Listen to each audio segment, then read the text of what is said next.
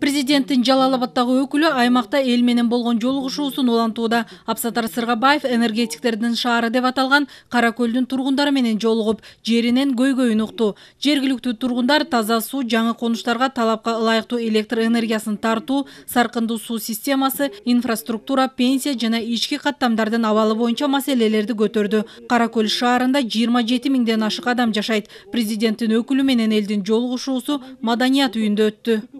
Бұл жерде Жалал Абад областық мекеме ишканаларынын жетекчилери келген, шаардын жетекчилери отурат. Себеби булардын бардыгы сиздердин көйгөйүңүздөрдү угуп, маселеңиздерди чечүү боюнча биз чакырганбыз.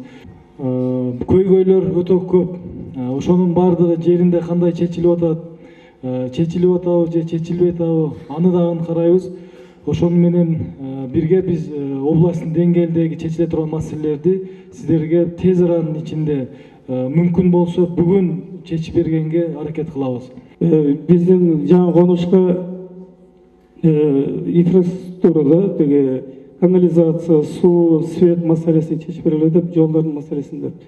Бирок ал администрация ошол убакта 22-жылдын бюджетине киргизебиз деле, бирок жөнүп кетти алар. Азыр башка состав. Азыркы администрацияда каржылык эле ушул суроолор менен. Бирок бир жер болуп атат, мындайча айтканда кичине футбол сыяктуу болуп кетип атат. Мисалы, светти рез болсо, бизди жолдоду эле, рестен өзүңөр баарын аласыңар, светти опораңар баарын өзүңөр тартасыңар деп койду. Бирок мындай айтканда проекти дагы жок, сууга деле, канализацияда эчтеке проекти жок.